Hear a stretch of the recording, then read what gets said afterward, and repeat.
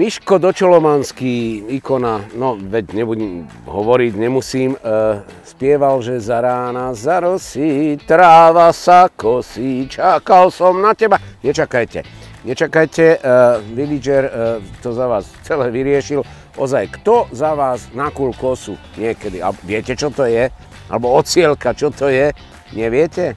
No tak Villager to za vás vyriešil. Poďte, ja vás s tým všetkým zoznámim. Ej, zahoreli zore na tom našom dvore. Ej, zahoreli zore na tom našom dvore. No, počkajte, dospívať.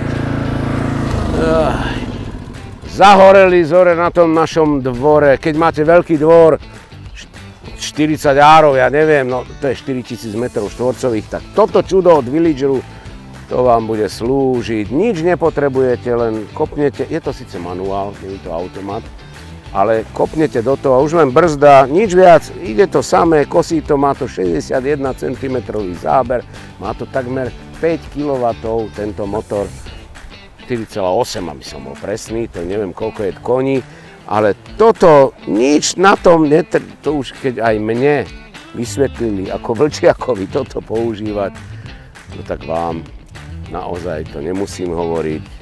Choďte sa presvedčiť. Choďte sa do Villageru presvedčiť, je to super.